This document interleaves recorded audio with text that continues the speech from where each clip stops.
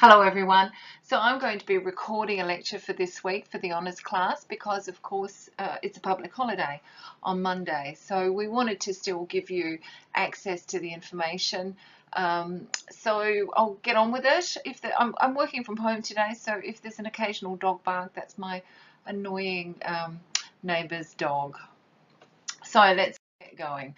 I'm going to be talking about social construction, and we kind of have to start with a guy called Alfred Schutz, because philosophy is at the root of the idea of social construction rather than sociology. Sociologists have picked this up a little bit later. There's the pragmatist American philosophers like George Herbert Mead, but I'm going to talk to him a bit later in the course when I'm talking about Erving Goffman. But there's also Alfred Schutz, and Alfred Schutz was an Austrian philosopher who was born in Vienna and then died in America. He was interested in phenomenology, which is a branch of philosophy and which broadly means to investigate human phenomena, or the objects or the stuff we can experience with our senses, or in today's language would probably call that empirical material. So in contrast to the noumena, or what's known by the mind, which today we might call an analysis or theory. So the noumenal is usually used to describe or explain the phenomenal, or the theoretical is used to explain the empirical. So Schutz's position was that social science is different from the natural or physical sciences, and sociology, as you would know, comes out of the idea that we should be able to examine and explain the social world in a similar way to what the natural scientists were doing with the so-called natural world. Anyway, so he was saying though that he was saying that it's actually different, that social science is different from the natural or physical sciences, because people are already interpreting the world that social scientists want to interpret. So in other words, everyone is already trying to make sense of their social world. It's not just the social scientists doing that. And the social scientists, though, they're trying to make sense of how everyone else is making sense of things, if that makes sense. So in a nutshell, phenomenology requires that we want to discover the world as it is being experienced by those involved in it. So it's not about testing hypotheses, and it's not about being guided by theoretical models. Instead, researchers are expected to discover what participants are actually experiencing. So therefore, he suggested social scientists need to use similar methods to what ordinary people use in their sense making. For example, observation. If we want to learn how to do something new, we often observe other people doing it. So however, he thought that the social scientists would take up the position of the detached or disinterested or the distant observer, which was an issue for feminists who argue that actually there can be no such position. So in the 1960s, a couple of sociologists by the name of Peter Berger and Thomas Luckmann took Schutz's ideas and extended them. They argued that human consciousness must be seen as the ultimate root of all social phenomena. They claimed that, and I'm quoting, social order is not biologically given or derived from any biological data in its empirical manifestations, but instead the patterns and regularities in human life are actually due to how human consciousness is structured. And I guess by consciousness I'm thinking of thinking or awareness or perception. It's usually not a really nice definition of consciousness. And this is an ongoing human production that makes possible action and reaction, but which also is produced and reproduced by these over time. So their view is a little bit like symbolic interactionism, but I'm going to talk about them later when I do Herbert Mead and in the week when I'm talking about Erving Goffman. So they're just another group of sociologists, really, and a different way of looking at things. So the put my teeth back in. The social reality that Berger and Luckmann are talking about they call paramount reality, because they recognize that there are actually other realities. For example, when we dream, we experience a different reality. When we read a book or go to the movies, we kind of enter another world. But that kind of social world that we're all familiar with, that we come into when we get up in the morning, they call the paramount reality. The other word that they often think about too is a life world. And a life world is formed by the culture or the values and beliefs of a particular group of people. And it's the life worlds make action, reaction, and interaction actually possible. But these in turn come to shape and reshape the life world over time. So let's go on and have a look at some of their ideas. In particular, they're interested in the idea of human plasticity, and I can see that they're well and truly ahead of their time if I think about the neuroscience that goes on at the moment and the idea of brain plasticity. So they were interested, and they use the word plasticity as well. They're interested in how humans continue developing outside of the womb. Unlike horses, for example, which get up and so come out, get up and get on, humans have to be nurtured outside of the world because they are still developing. And outside of the womb, sorry, because they're still developing. And that means they're already developing inside of a social world. And so therefore, they're actually being shaped by their environment, which they say, Bergman and Luckman, say is socially produced.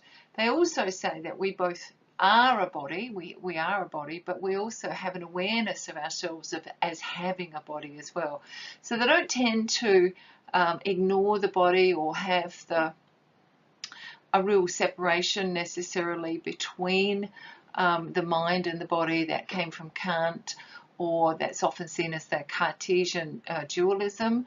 However, they really don't pay attention to the body in the same way that the second article when you're reading that Zoe is suggesting that we do. They do say, however, what humans do is we externalize ourselves, and we do that through language. So, I'm going to tell you about what I'm thinking, so therefore I'm taking myself outside of myself, I'm externalizing myself. We do that through symbols. We will have a symbol of the flag, the Australian flag, for example, and that way we kind of externally know. We don't have to tell everybody that we're Australian. We can just put a flag outside of our house if anyone does that sort of thing, and people know then that we're Australian. So we externalize an aspect, I suppose, of our identity in that example. And we externalize ourselves, they say, by things. So if we want to, if we're very angry and aggressive, we might make a weapon like a gun or a knife or etc. And a knife is violent anyway if we're using it to cut up something to eat. Or whether we use that against another human being. So we've externalized the feelings of anger and aggression and warlike feelings, and we can use to make a thing. So we're not just internal, we externalize ourselves. And that's an important aspect of their argument, because they want to understand how humans then shape the world. They're very interested in the process of humans shaping the social world. And they do pick up some of these ideas do come from Schutz rather than Bergman and Luckman. One idea is that we do things by habit. Habitualization or habitual ways of doing things save humans lots of time and energy. Sure, we have to learn how to do stuff in the first place, but then we slip into what sociologists call practical consciousness. That means that we go about doing things in an automatic way. So when I arrive home, without having taken any notice really of how I've driven here, which is very alarming for anyone who drives with me when I tell them that, except that most of us do it. We get home and there'll be a part of that drive where we've slipped into habit, and that frees us up then to be thinking or worrying about something else. So humans operate a lot on habitually, because it does save us time and effort and energy as well. And they call, Berger and Luckman call the habitual ways that humans do things recipes. So we've got a particular recipe lodged for how to drive a car, how to drive a bus. There's a number of steps that we take in order to do these things, and we have those recipes, so they call that a recipe. Just as there are a number of steps we take in using a recipe for cooking food.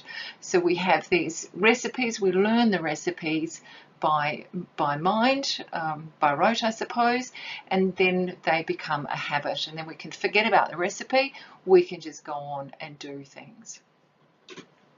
The next aspect of what they're talking about are typifications. Again, I think this is an idea that actually comes from Schutz. But it's creating standard ways of doing things, which makes everybody's life very much easier.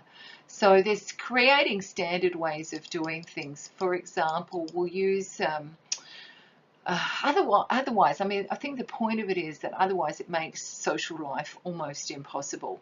So, for example, if I am talking to you and I'm talking about going to the police, then you will have some idea in your mind of what a police looks like, what the sort of uniform that they might wear, the sort of person they are, the sort of work that they do. So that's a typification. It's creating a standard way of doing things which makes life a whole lot easier. If I say to you, I'm going to catch the bus, or I've caught the train in to work, then you have an idea of the sort of vehicle that I'm talking about, and I don't have to go on and explain that in a great deal of detail, as I would need to for a child who hasn't yet learnt that. So we use these typifications which build into kind of a shared history, and then they are transmitted to the next generation. It would be much too hard to be living if we couldn't have some sort of basic assumptions about everyday life. They kind of form the basis. Habits and typifications therefore form the basis of all our thought and action, and therefore they become the basis of all our interactions as well. So daily life, I argue, is basically the use of typifications in the practical consciousness of human beings. And the practical consciousness is where we operate most of the time. Most of our everyday life, they reckon, happens at this level of habitual doing, this practical consciousness level. And we can be jolted out of it, and certainly if something happens, like we have an accident and we can no longer use our right arm, then of course we're not going to be able to do things in the same way. So we'll be jolted out of that. Or if somebody asks why our credit card payments are late, then suddenly we have to think things through. So we move out of practical consciousness into something that call a more self-conscious discursive consciousness, to think things through and to justify why we have to do things, or how we have to learn how to do things. So the other part of the habitualizations and typifications then become institutionalized ways of doing things. And so that's the next point that I want to make, that social institutions, and by that I mean the family relationships, gender relationships, relations of authority and subordination, they say are simply alienated, objectified human objects. There's nothing real, natural, unavoidable, or inevitable about them, and yet that's how people experience them. We experience family relationships, gender relationships, relationships of authority and subordination. Unless we've been doing some thinking about this, jolting ourselves out of practical consciousness, that's the way that we usually experience them. So these institutions then exert social control. This is the way that we do things. It no longer seems like a choice, it seems natural, the only way to do it. And of course, that then becomes the externalized social world. So interaction generates this habituation and institutionalization. And once children are born into such a situation, they then go through a process of internalization.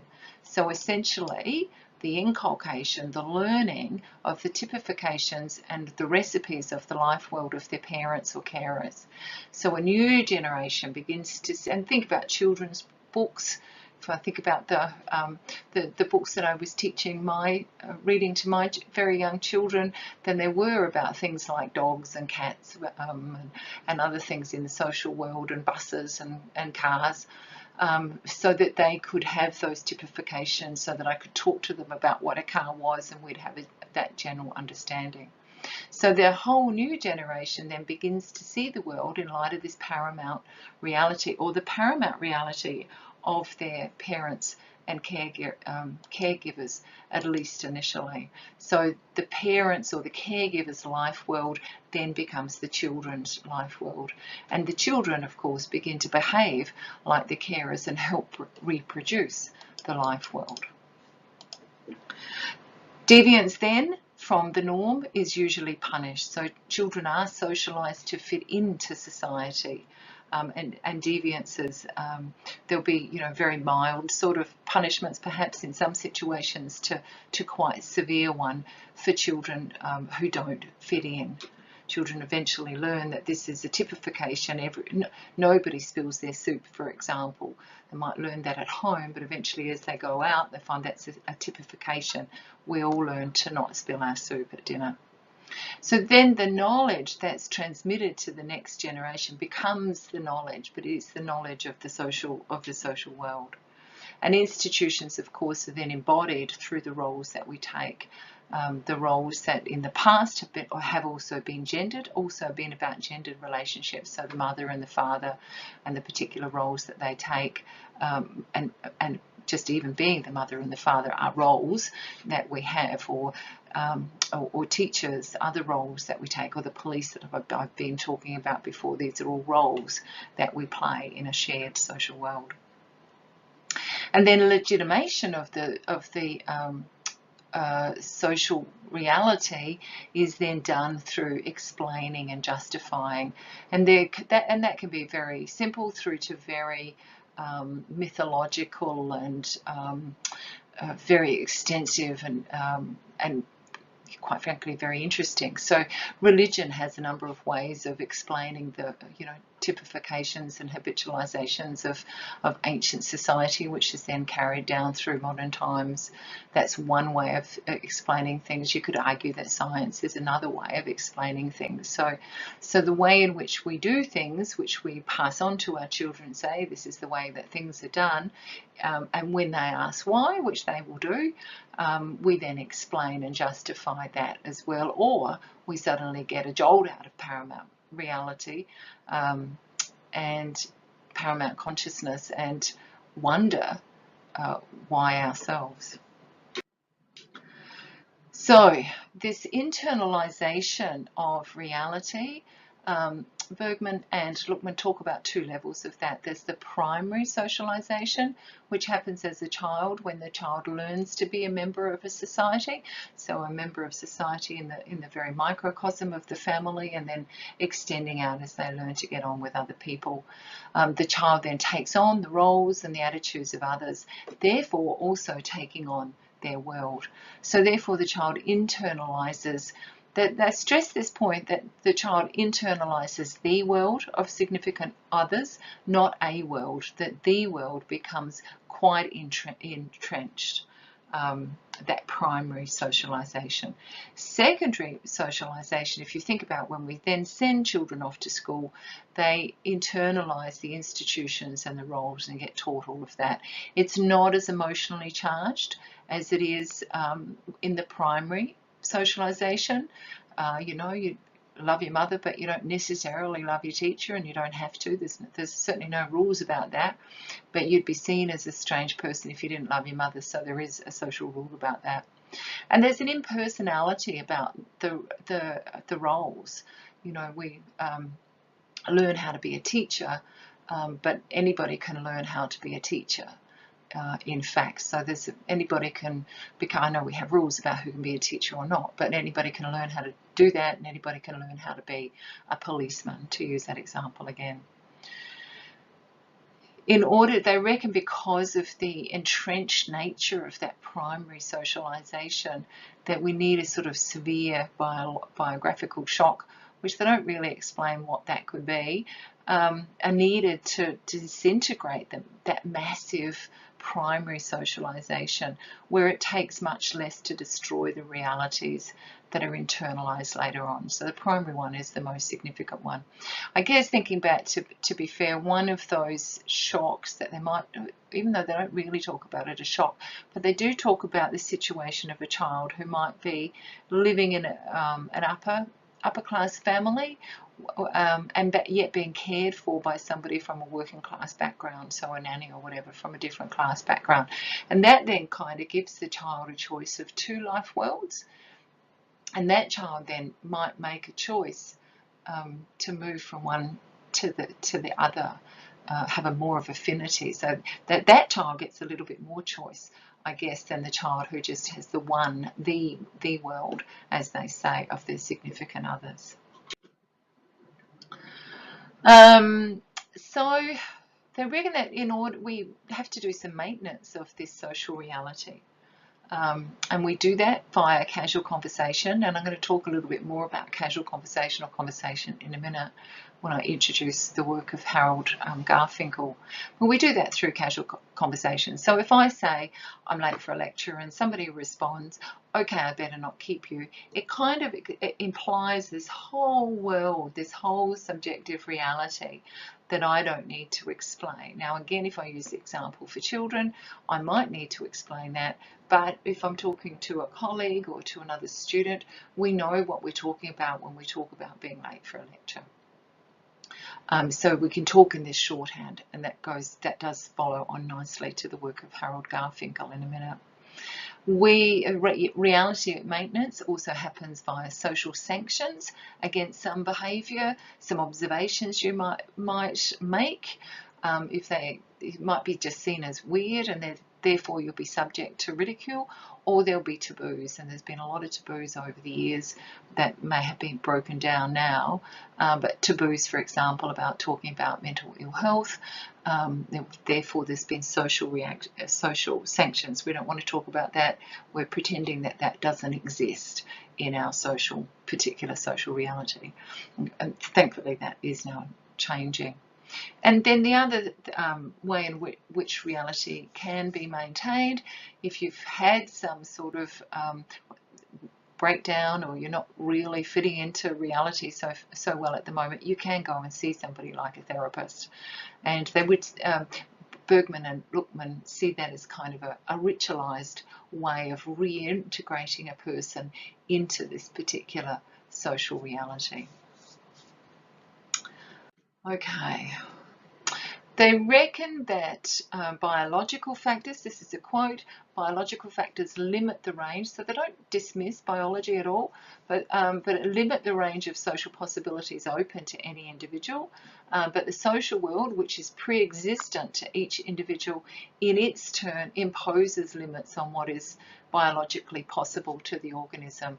And for example, life expectancy varies with social location. It varied in 1961 when they were writing, and we know that it varies now. It varies depending on whether you come from quite a poor background. It varies if you are an Aboriginal person in Australia as well, and then again it varies depending on whether you live in a rural situation or live in an urban setting. So poor people are ill far more frequently than upper class people and have different illnesses. So we don't ignore the biological factors, but what they're saying is that the social ones are impacting on the biology all the time.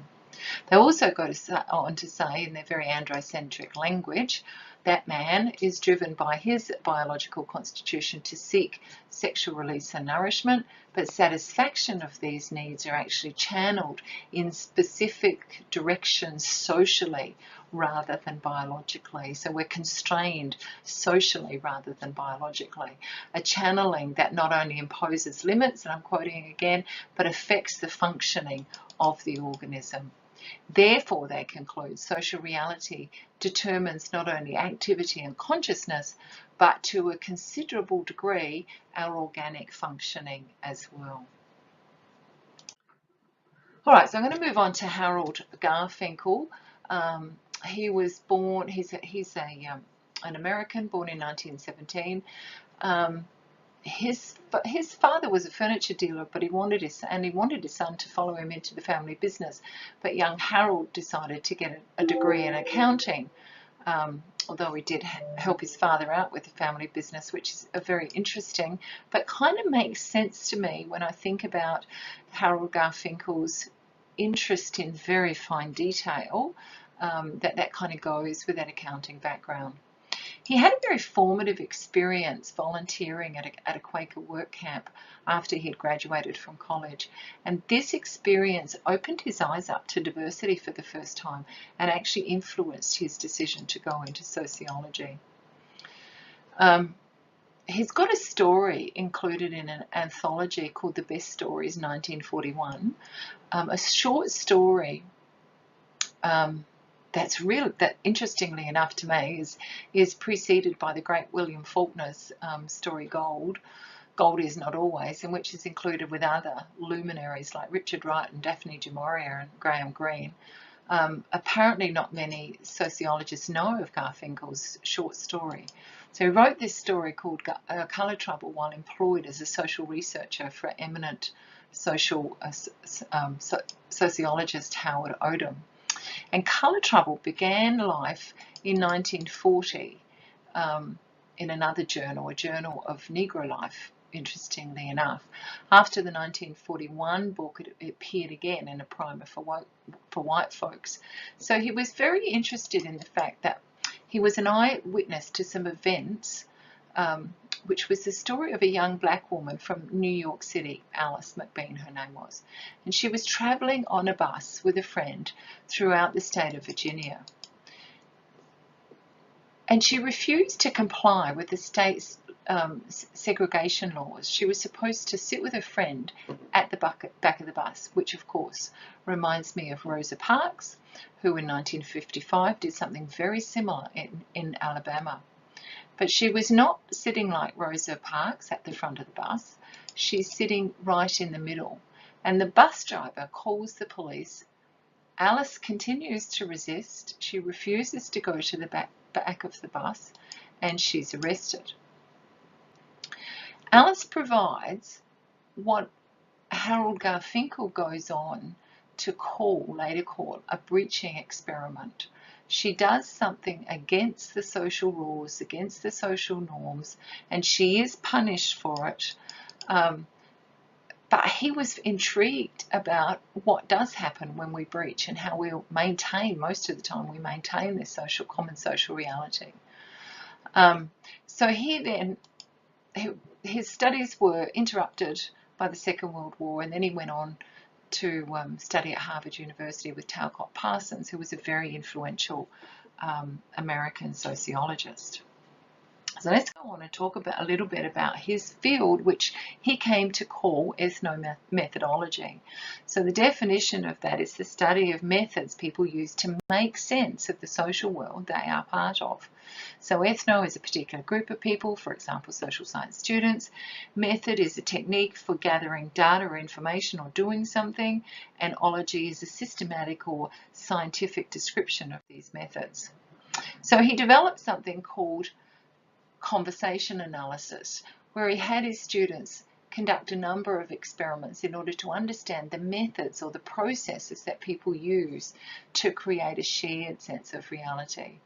So instead of discussion tutorials, he had students make a shift from the taken for granted or beyond their habits and routines to the properties that actually constitute the recognizable order in any setting in order to figure out what was going on. So one example that Ann Rouse uses is that students might have to do ordinary tasks while wearing headgear. I think he does some bizarre things, while wearing headgear that distorted their vision. And so the idea was to do that disruption to disrupt the everyday so that hidden assumptions are revealed. So if you wear glasses, as I do, try not wearing them for a while and it will reveal some assumptions. And I've done that, and it does, for me, reveals my preference to be dependent on technology like glasses rather than on people, as I would be if I didn't wear glasses, for example, driving. Without exercises to do, Garfinkel actually found that students had a great deal of difficulty questioning the taken for granted, which I understand, so he gave them things to do. Now, by examining conversations, he's spawned a whole field of knowledge called conversation analysis, and it's used in the workplace and by marketers to optimize their selling approaches. Harvey Sachs was a very early key player, if you're interested in following that up. Deborah Tannen, I think, has done some fabulous work in conversation analysis. She's examined the conversations between mothers and daughters, between wives and husbands, and between partners, heterosexual, I think. So you could have a look at some of those. She writes in a really accessible way, very, very interesting, and it gives you an idea of the sort of work that Garfinkel did pioneer. One of the experiments that Garfinkel had students do was unpacking the shorthand used by partners when talking to each other, where the husband says, Dana succeeded in putting a penny in a parking meter today without being picked up. Now, if the husband wanted to tell this to anyone other than his partner, he would need to give a lot more information, a much longer version. For example, this afternoon, as I was bringing Dana, our 4-year-old son, home from nursery school, he succeeded reaching high enough to put a penny in a parking meter when we parked in a meter parking zone, whereas before he's always had to be picked up to reach that high. So that's an example of the shorthand, and we often do talk in shorthand all the time, particularly with people who know us very well, because they know what it is that we're talking about. Whereas if we're talking to somebody that we don't know so well, we need to give a longer extended version of it, explain ourselves a whole lot more. So a couple of the observations that he makes about conversation is that much of the conversation didn't have to be in this longhand. What was not said formed part of the understanding. So a conversation is not just about what's said, it's also about what's not said. And we expect that people will understand what we're saying, and people will wait to hear more, so there'll be a little gap. And so we monitor whether people have received what we've said and whether they're looking questioning or quizzical or waiting. And then if they do look puzzled, and if they look puzzled, we'll go on to explain a little bit more. So these are all features in the background of a conversation. If you try bringing them to the foreground, people get upset. So you could experiment with, for example, asking for clarification. So if I were to come home and somebody at home said to me, well, we had a flat tire today, and I said, or I asked, oh, what do you mean a flat tire? They'd probably get a little bit irritated with me, because we know what a flat tire is. Now, if they're talking to somebody from a different culture or to a small child, they would expect to be, I have to do that longer elaboration of what was meant by a flat tire. But, you know, I've lived in this society for a long time. I share this social reality. Therefore, they'll expect that I should know what a flat tire is, and they'll be a bit bemused and confused and probably a bit aggro too if I keep on asking for explanations. But he did do that. Garfinkel had students question what people actually meant when they did say, for example, I had a flat tire. And that is the experience. Most people did find it really annoying and really irksome. Someone close to me hadn't read Garfinkel but was reading Socrates and questioning everything I said one day. And we were travelling home in the car, and I noticed that I got increasingly irritated, really annoyed. So he wasn't reading Garfinkel, he was reading Socrates. And Socrates had a habit of asking irritating questions too. And then when I thought about, so I hadn't thought about Garfinkel, I just got annoyed. But when I got to thinking about Garfinkel, I realised that I was annoyed because the rules of a conversation as a two-way conversation weren't being followed. In other words, somebody was asking me the questions, doing what I would call an interrogation, instead of participating in a conversation which ideally is an even exchange with minimal silences. And there weren't very many silences, but the person had broken the conversation rule about the exchange.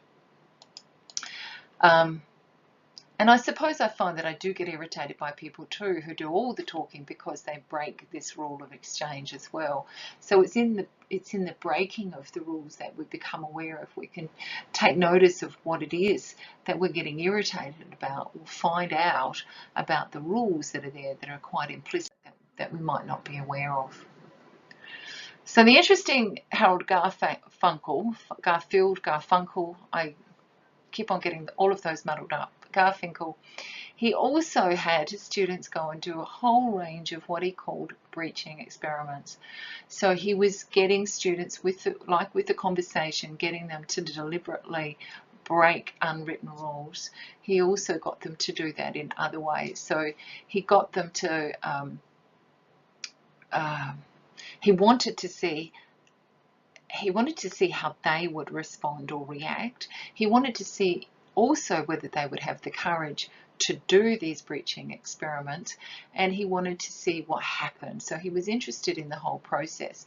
And when the students came and reported all these, they did report things like the anxiety they felt about doing a breaching experiment, the time they spent mentally rehearsing in advance. This was not something habitual, this was something new. The length of time they were willing to actually spend in it. So the sorts of things that they would do one was like being a boarder at home, and students noticed things like there was a whole lot less attention to impression management if you went from, so these are students who were living at home anyway, and they pretended they were boarders instead of a family member. So they noticed that there was a lack of table manners, they noticed a lack of civility, and noticed that people didn't bother trying to impress. So that's what I mean by impression management. They found it very difficult, though, to maintain this pretense. And so, for example, if you were being a boarder rather than a family member, you might not go to the fridge as freely as you would if you were a family member. And so one student in particular kept on asking if they could have some food. And the mother in the example just got really irritated. She said, look, for 21 years, you've just been helping yourself to food in the fridge. What's going on? So they found that it was actually very difficult to sustain this pretense, because the students were accused of behaving differently. Family members got really, sometimes they were just amused, but more often than not, they were actually quite annoyed with them. Another example was pretending that everyone they spoke with was untrustworthy, that they should be suspicious of their motives.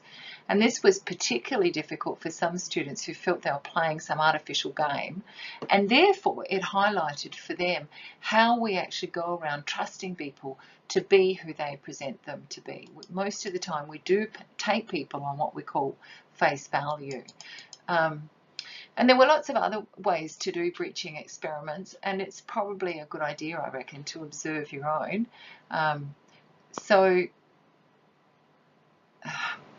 Even though I'm aware of the emotional labour that goes into retail work, work that employees don't explicitly get paid to do, I still prefer interacting with retail staff who smile. Now, this is an unwritten social rule that those who serve us should be pleasant or at least smile in welcome. And when they don't, when they break this rule, I feel affronted. And so that brings to mind for me that there is this expectation on my part that somebody has broken a rule. Another experiment I'm aware of via YouTube is American students going around in a supermarket putting items into other people's trolleys, which, yeah, am I brave enough to do that? I challenge you to be brave enough to do that and think about the reactions that you get and how long you're willing to do it. Or imagine standing up on a bus or train when it's almost empty and there's no need to stand up. Would you be willing to breach the social rules? Is that we don't stand up usually unless there's no seats. Or imagine going into a uni lecture and standing out the front instead of obeying the unwritten rule and sitting down waiting for the lecturer, who's the only person allowed to stand out the front. Often small children unwittingly break all the social rules because they've not yet been taught them. So we could probably hang out with 2-year-olds for a while in order to find out what the rules are that we've forgotten learning. But there will come a point at which we won't have any tolerance for those children. We will expect them to learn the social rules. One of the things that we do at Adelaide Uni for international students is introduce them to the unspoken rules of Australian life so they can settle in more quickly than if they had to figure it all out for themselves. And that's what we call acculturation. And really we're just introducing them to our life world, our social reality, our ways of doing things. Okay, so Garfinkel also did work in an assortment of workplaces, and he's got a book, if you're interested, Studies in Ethnomethodology, where he writes up all of this weird stuff that he does, which is very interesting.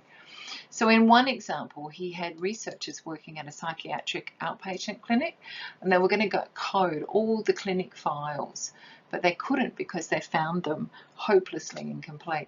But Garfinkel found that the incompleteness was not random. They didn't actually represent patient histories at all.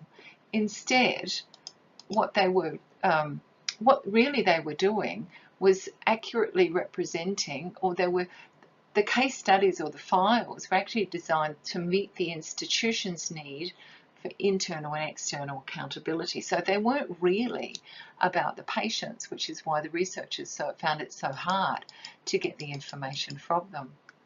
So rather than the files being a patient history, which is what they were called, they were more a history of how clinic workers kept files and why they kept files the way that they did. For example, there wasn't actually much in the way of demographic information on patients because workers didn't have the time in those sort of pre-computerized days to get that information. They relied on what they could see. So they could see a person's age or sex, but not other data like their annual income. An example of institutional records meeting institutional needs and not having much to do at all with people as they are records maintained by the various departments of child protection around the country. And people who as children had files kept on them have gone and looked at those records as adults and absolutely been appalled to find stuff said about them, for example, that they were mentally retarded. And judgments that were made about children and young people in the care of the state actually became facts about those children and young people. And these could be about a family situation, a child's behaviour, whether there was compliance to rules and regulations, for example. Once judgment was made about a child or young person, for example, that they were unruly or unmanageable, or if they were mentally retarded, that's the way that they would actually be treated. So if we return to thinking about Durkheim, which you might not have been done, I've been thinking about Durkheim for another course, so that's why he's on my mind. But as one of the patriarchs of sociology and the social facts he was investigating of suicide, actually Garfinkel argued that these social facts were actually not so much social facts, but opinion of police officers, which then go into legal judgments about the nature of a death. How this all happens is the result of other studies, which are outlined in some books about Garfinkel, if you wanted to look that up. But the police make decisions based on whether the death was made by hanging or whether the death was through gassing, as opposed to something that looks like an accident, for example, a car which is ploughed into a Stobie hole. And then they also consider the likelihood of whether someone would have the motive for killing themselves, for example, if they were lonely or had recently had quite devastating news. So these so-called social facts that Durkheim was interested in are therefore socially produced as well. Okay, all right, so I'm sure that there's something else I wanted to. So Garfinkel demonstrated the active role that people play in producing facts in social institutions with the case of Agnes. So Garfinkel was a researcher at the Department of Psychiatry at the University of California in Los Angeles in 1958. And Agnes, a woman, was referred there because she wanted to undergo surgery. She's a trans woman. She wanted to undergo surgery to have a penis and testicles surgically removed. She was 19 years old. She was white. She was single, and she was supporting herself as a typist for a local insurance company. She was the youngest of 4 children raised by a single mum.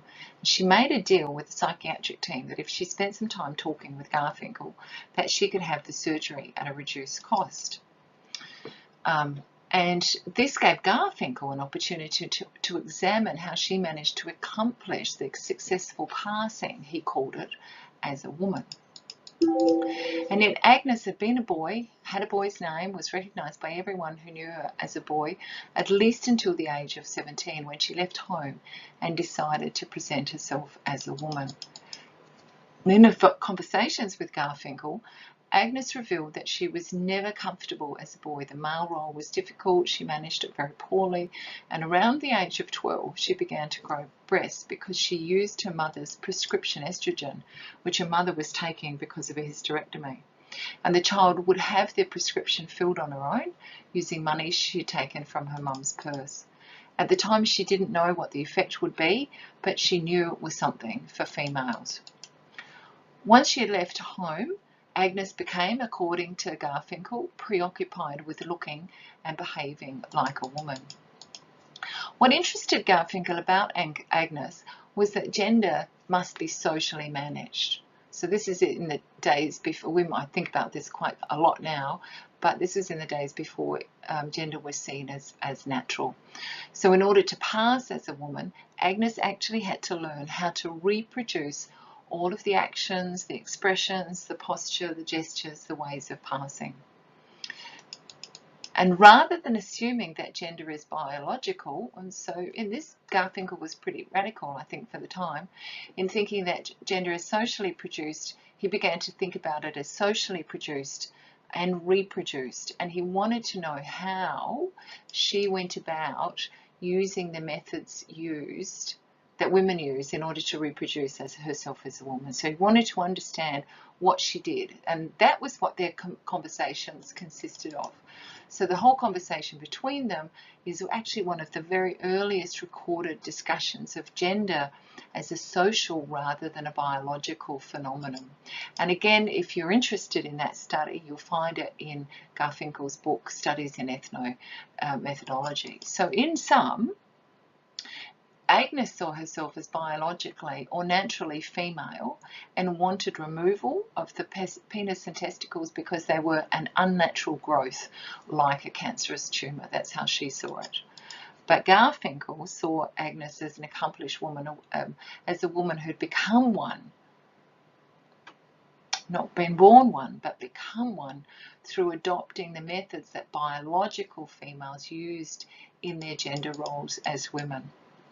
And at an age when most people's gender would already be accomplished and quite routine, think about how that's habituated, Agnes had to think through how to act, what to wear, etc. So she had to examine the recipes, the steps that are taken for applying makeup, for walking, etc., before they could be habituated. And some examples of her learning to replicate methods used by women were actually taught by her boyfriend's mother.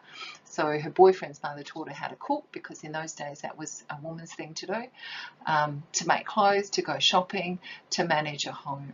So she learned how to do all of that. And they were all of the hallmarks of being a successful woman in the 1950s and 1960s. And she also learnt through her boyfriend Bill, who would tell her off when she wasn't acting like a lady.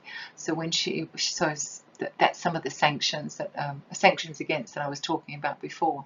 And the other thing she did was hang out with female friends, and they were occasions of instructions, including how to be passive as a desirable trait in a woman. So as Anne Rowles say, Agnes therefore is an important example or source of information of how it is that women reproduce themselves as gendered beings in everyday life. And Agnes then turns up in a classic, a really classical article on doing gender rather than being a gender or being a gendered being. written by Candace West and Don Zimmerman. And they argue that gender is more than a role, which at the time was where feminists were thinking about that, and more than a display, which was where Irving Goffman was at, but rather, and I'm quoting from them, participants in interaction organise their various and manifold activities to reflect or express gender, and they are disposed to perceive the behaviour of others in a similar light. In other words, there's nothing natural about gender, it's all social. It is, in their words, not a set of traits, nor a variable, nor a role, but the product of social doings of some sort.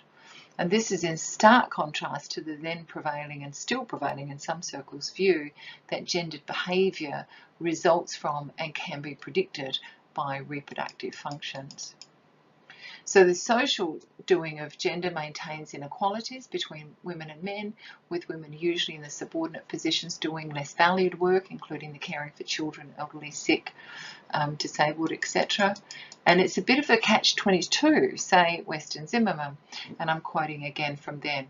If we do gender appropriately, we simultaneously sustain, reproduce, and render legitimate the institutional arrangements that are based on sex category. If we fail to do gender appropriately, we as individuals, not the institutional arrangements, we as individuals may be called to account for our character, our motives, our predispositions. But they were writing back in 1987, so maybe things have changed. So in summary, social constructionists see the social world as a social product. There are a range of sociologists interested in this. There's those interested in the sociology of knowledge, which is Berger and Luckman. There's the symbolic interactionist, and I'm going to come back and talk about that in a few weeks. And then there's the ethno-methodologist, which stems from the work of Harold Garfinkel. So all of that is very interesting, but Zoe Stoufoulis, she does make a valid point. We also need to consider the actions, reactions, and interactions with the non-human world. So I think that's the next step then in social construction. So thank you for your time.